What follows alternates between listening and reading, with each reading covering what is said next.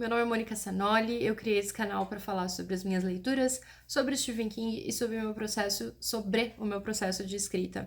Eu não tenho falado muito sobre as minhas leituras, muito menos sobre o meu processo de escrita, mas eu tô a fim de falar sobre Stephen King. Bom, gente, eu tô no meio de uma mudança, minha vida virou de ponta cabeça, tô nessa mudança que não acaba nunca, então meu cenário sumiu, meu cenário não existe mais, então eu tô aqui no meio dessa bagunça gravando pra vocês. Até as coisas se normalizarem, vai ser assim mesmo, tá? Então, se não for assim, eu não consigo gravar. Desculpa qualquer coisa. Mas vamos falar do King. Vocês sabem que o Stephen King é um autor muito prolífico, ele escreve pra caramba. E ele também é um homem branco estadunidense com referências de homem branco estadunidense, né? Ele foi muito pobre durante a infância, a juventude, o começo da vida adulta dele. Ele ficou rico mesmo por causa da escrita. Mas ele tem, então, esse background da pobreza, né, do interior dos Estados Unidos, do Maine, especificamente, que é onde ele sempre viveu, mais jovem, né? Ele retrata muito bem essa classe trabalhadora, né? Isso é uma coisa que ninguém nunca vai criticar, falar mal na escrita dele, porque ele retrata muito bem a classe trabalhadora do Maine e do interior dos Estados Unidos de um modo geral, né? Mas ele tem, sim, muitos pontos cegos, principalmente relacionados a minorias. E hoje eu vou falar sobre as mulheres. Um disclaimer aqui, né? Eu faço a leitura da obra do Stephen King em ordem cronológica de publicação.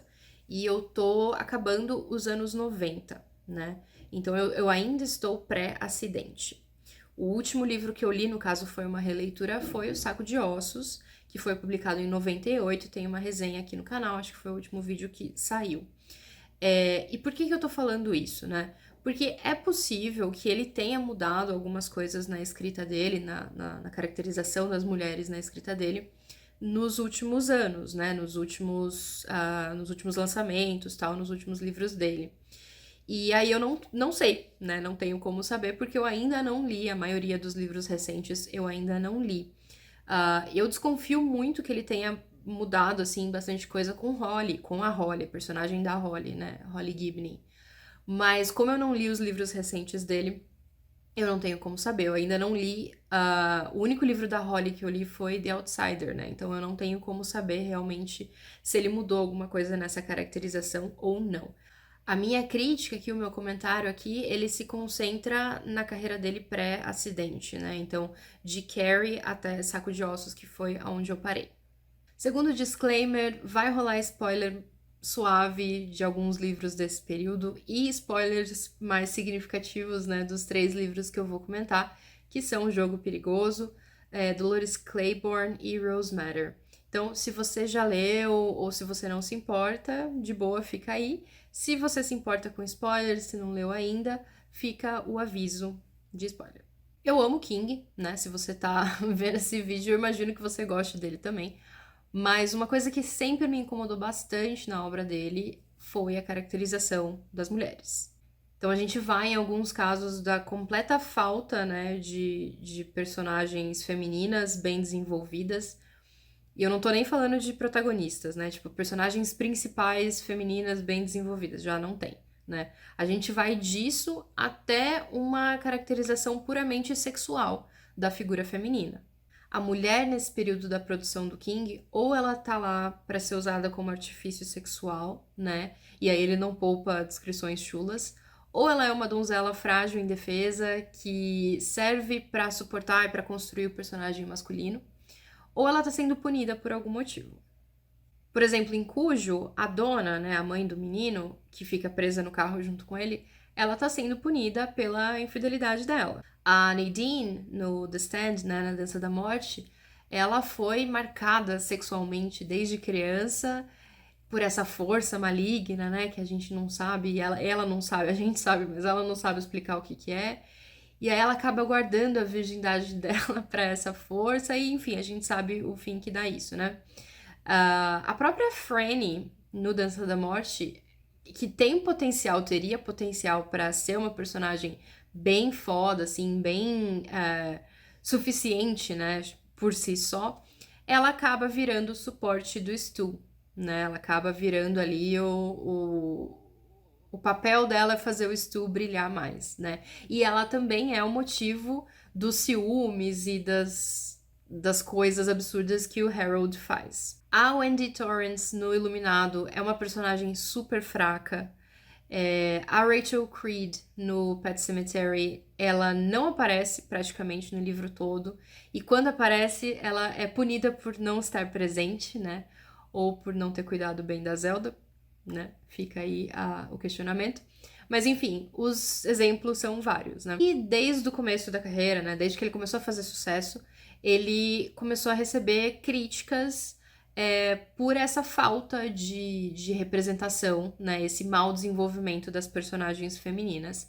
E eu comecei o vídeo dando um contexto socioeconômico-cultural para ele, não porque eu quero passar pano de forma alguma, mas porque eu acho muito complicado, dependendo do contexto, né, do objeto em questão, eu acho muito complicado a gente cobrar de um artista um posicionamento que não fazia parte do espectro dele no momento, né, na época em que a obra foi produzida. Porque, assim, apesar do King ter sido criado por uma mulher super trabalhadora, né, a mãe dele é o modelo dele e tal, ele fala muito bem da mãe dele. Apesar dele ser casado com uma mulher maravilhosa, né, a Tabitha é incrível, nem ele nem a Tabitha foram criados em um contexto progressista, né? Eles foram criados ainda com uma mentalidade muito machista. De novo, né, gente? A gente tá falando de Estados Unidos, do Maine, de um lugar onde só existe direita e extrema-direita, né? Um tempo e um espaço muito diferentes do que a gente conhece, né? Diferente, por exemplo, da pessoa despirocar e virar transfóbica e achar que é lindo ficar o dia inteiro no Twitter falando merda, sabe? Que é o caso da Rowling, né? Já xinguei nesse vídeo. Ainda bem que eu não ganho dinheiro com o YouTube, né? Tudo isso para dizer que se você lê as coisas que o King escreve além dos livros, né? Se você vai atrás de entrevistas e tal, você percebe que ele é um cara que se preocupa em melhorar, né? Em ser melhor. Ele começou a escrever antes de Carrie, até depois de Carrie também. Ele publicava os contos dele em revistas masculinas, né? Então ele estava acostumado a escrever para um determinado tipo de público. E quando ele virou um grande nome, uma referência, né? Esse público mudou. E as críticas que ele recebeu foram mostrando para ele os pontos onde ele precisava melhorar, ajustar alguma coisa e tal. E eu sinceramente acho que ele fazia pelo menos o melhor possível para melhorar nesses pontos, né? Se ele concorda com a crítica, se ele acha que realmente tem alguma coisa que faz sentido nas críticas que ele recebe, ele tenta melhorar. Isso me leva aos 3 livros que eu vou comentar aqui hoje. Gerald's Game, que é o Jogo Perigoso, Dolores Claiborne e Rose Matter. Jogo Perigoso e Dolores Claiborne, eles têm uma conexão entre si. Nada que você precisa ler um livro para entender o outro, nada do tipo. Um não depende do outro, né, para ser entendido, mas tem uma conexão bem legal entre eles.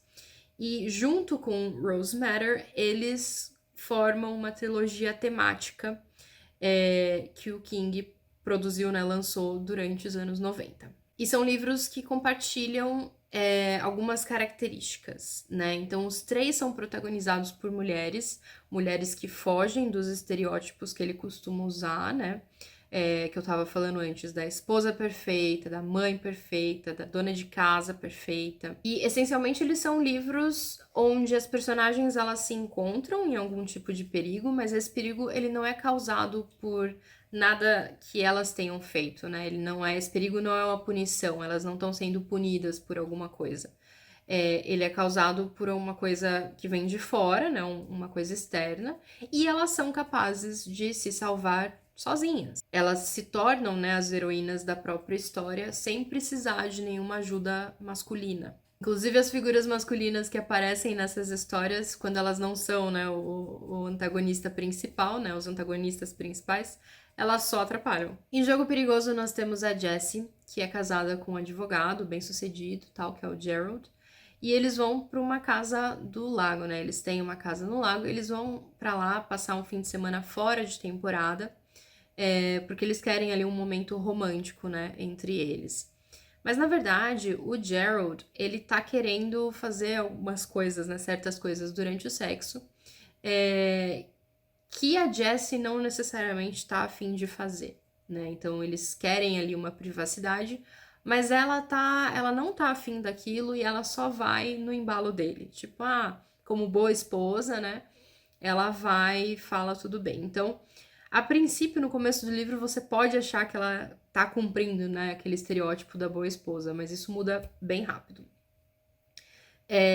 A Jessie vai, né, como eu disse, ela vai no embalo dele até uma hora que ela não quer mais, e ela pede pra ele parar, tal, e ele não para. E aí ela já tá algemada na cama, né? Ela fica algemada com os dois braços na cama e os dois braços abertos, né? E ele não para, tal. Aí ela chuta, ela dá um chutão, dá um empurrão nele assim, e ele cai pra trás. E bem nesse momento ele tem um infarto e morre. E aí ela fica sozinha na casa, algemada, nua, se eu não me engano, no livro ela tá nua, com o cadáver apodrecendo ali do lado. E não adianta ela gritar, não adianta ela chamar, tipo, não tem ninguém ali perto.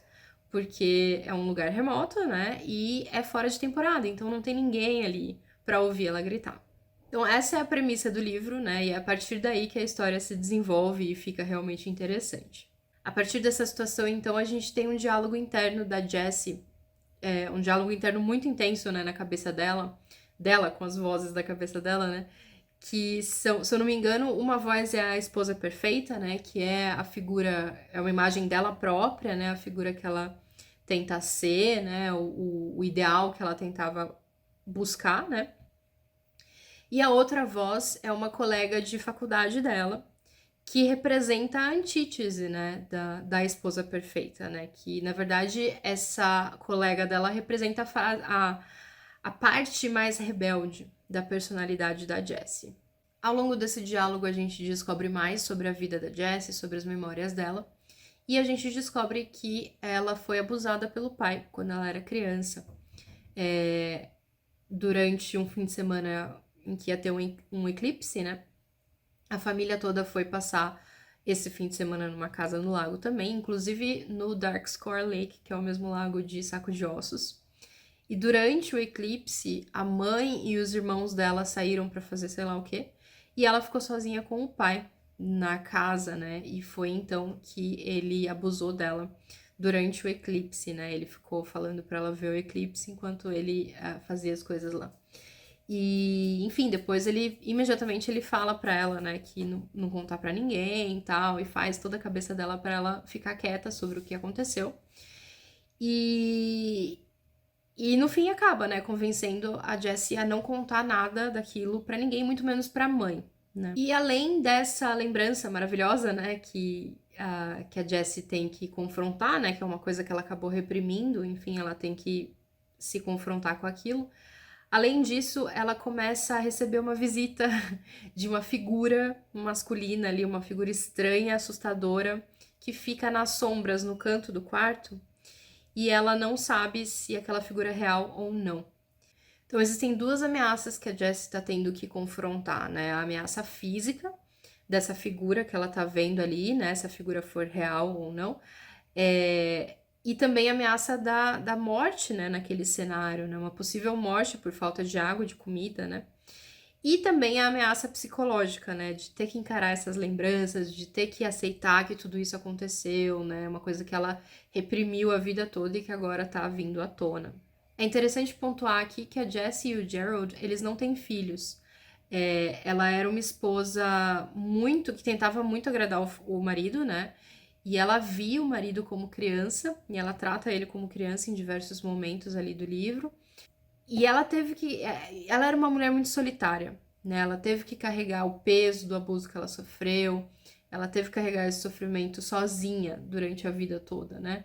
E na hora do vamos ver, ela consegue se tornar a heroína que ela precisava ser, né? Isso é muito satisfatório.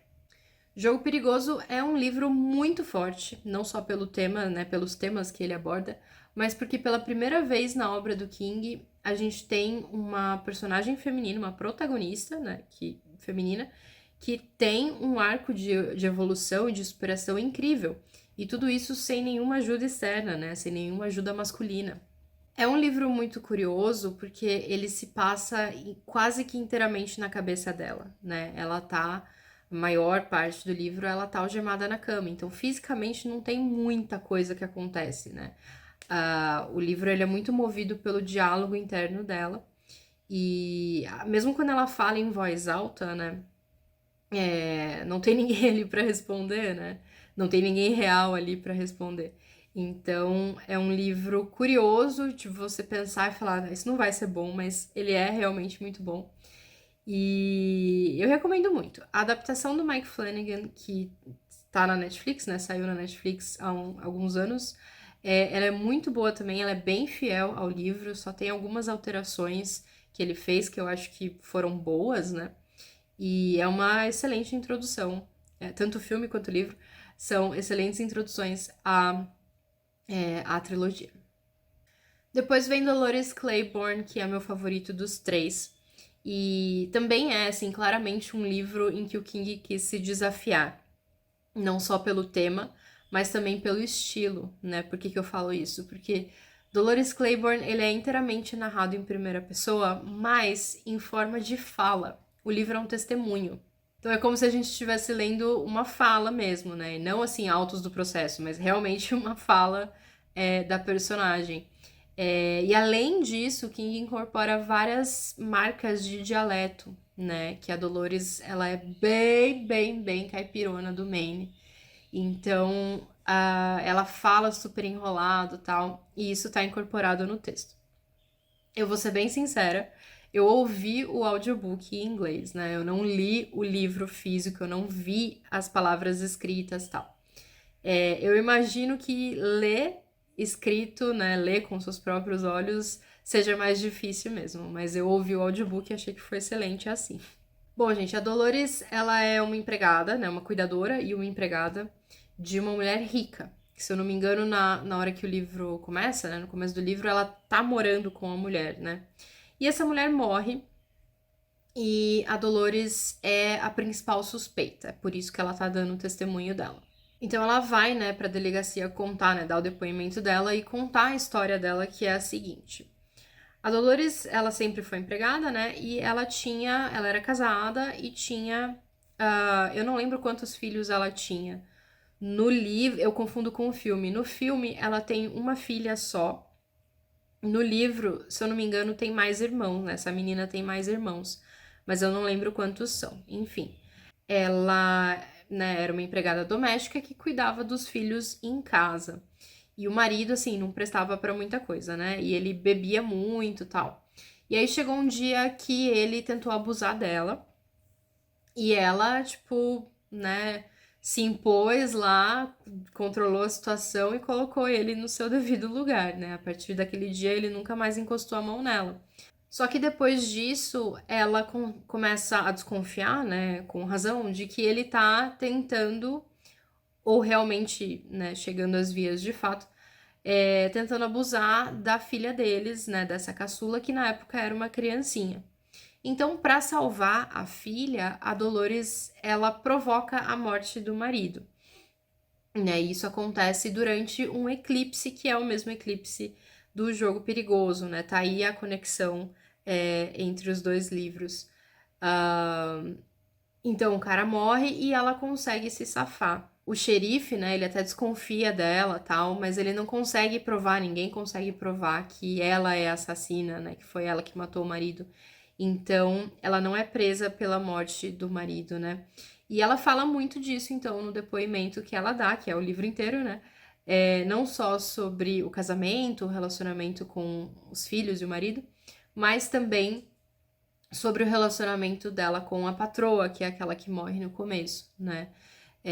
Ela já trabalhava para essa mulher na época da morte do marido e continuou trabalhando, né, até a mulher morrer. E eu adoro a Dolores. Eu adoro, adoro, adoro a Dolores. Eu acho que ela é uma personagem. Tipo, ela não tem frescura, ela é super direta, ela faz o que precisa ser feito, sabe? Ela me lembra muito minha avó nesse jeitão dela. Eu acho que o King, ele acertou muito bem na caracterização dessa personagem, né? Na criação dessa personagem. A Dolores, ela é, tipo, autossuficiente, sabe? Ela é incrível. E no filme, né, na adaptação pro cinema, que é antiga, eu não vou lembrar agora de quando que é, mas acho que é dos anos 90.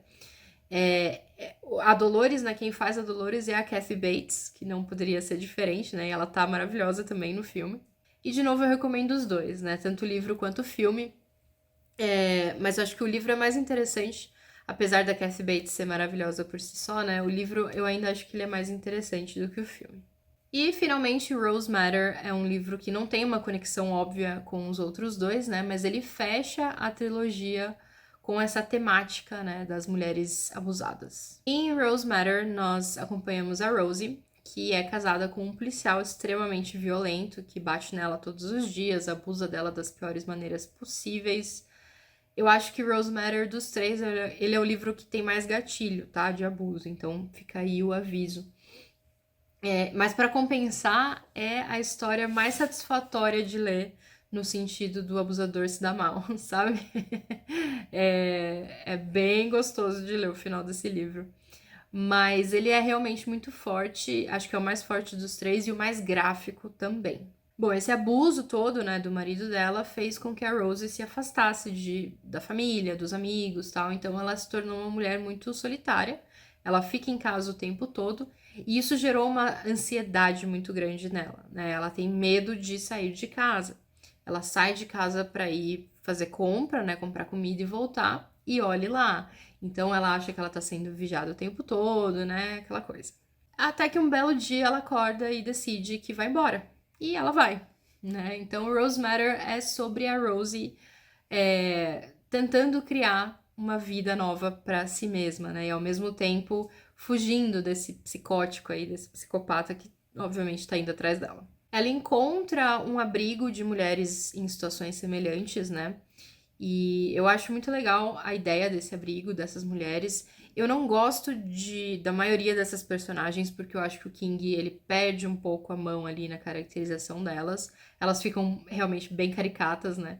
Algumas delas aparecem em outros livros, principalmente uma delas com um papel bem importante em Desperation.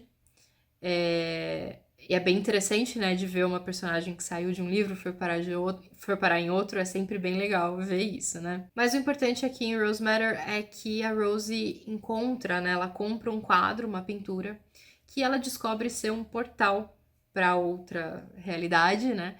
E nessa outra realidade ela conhece uma figura, aliás, duas figuras, que a ajudam a vencer, né, esse psicopata aí do marido dela. E é através dessa figura que ela encontra no quadro, né, que por sinal se chama Rose Matter, e é um espelho dela, né, essa figura é um espelho da própria Rosie, é através dela que a Rose encontra a coragem, a força, a confiança que ela precisava para se impor e vencer, né, o abusador dela. E esse é o único livro dos três que tem um elemento fantástico bem importante e presente ao longo do livro inteiro, né? Jogo Perigoso e Dolores Claiborne são narrativas mais realistas, né? Eles têm um pé na realidade muito maior, no que é possível, tal, no que é real. E Rose Matter já é uma coisa mais fantástica. Eu não vou falar que tem uma ligação com Torre Negra, uma ligação óbvia, né, com Torre Negra, porque não tem. Mas é nessa pegada, nessa vibe, assim, de Torre Negra. Eu li um artigo recentemente, eu vou deixar linkado ele aqui na descrição, infelizmente é só em inglês, mas ele discute a quebra dos estereótipos góticos femininos nessas três obras e também em Misery e Lizzie Story. É um artigo muito interessante que discute especificamente essa quebra de estereótipo, que não é necessariamente o que eu tô falando aqui, né? Ou não é só sobre isso que eu tô falando aqui, né? Porque eu não tô incluindo Misery e Liz Story nessa discussão, mas é um artigo que tem uma discussão muito interessante, ele traz informações muito boas, então eu recomendo a leitura para quem quiser se aprofundar no assunto. Bom, gente, eu espero que tenha dado para entender por que a minha última releitura do Saco de Ossos foi tão decepcionante, né? O King lança 3 livros maravilhosos em questão de temática, 2 deles incríveis, né, em termos de estilo, e aí ele segue com Saco de Ossos, né? A.K.A. Os Diários do Velho Tarado, né? Do Mike Noonan. Aí fica difícil. E a próxima leitura do King, que eu não faço ideia de quando vai ser The Girl Who Loved Tom Gordon, que é um livrinho que não foi traduzido, não veio pra cá. E depois disso vai rolar uma releitura também de Hearts in Atlantis, que também não veio pra cá, tá? Hearts in Atlantis, ele foi publicado em setembro de 92, então já é pós-acidente, mas ele tinha sido escrito antes, né? Então, em termos de escrita ali, ele ainda é considerado pré-acidente. Depois do acidente, o King publica On Writing, que, se eu não me engano, ele escreveu durante a recuperação, tá? Pelo menos uma parte dele, né? Ele escreveu durante a recuperação. E depois vem Green Mile, que é A Espera de um Milagre. Mas Green Mile foi originalmente lançado em capítulos, né? Então essa publicação de 2000, é isso? Essa publicação de 2000, ela não é original, né? Ela só foi a reunião de todas as partes do livro.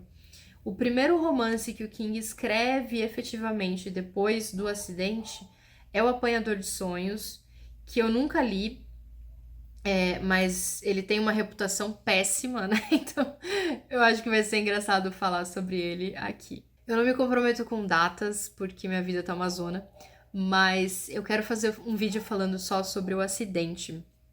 E eu também quero fazer um vídeo falando sobre o antes e depois dele ficar sóbrio, né? A gente consegue, grosso modo, dividir a carreira do King em 4 momentos, 4 períodos, né?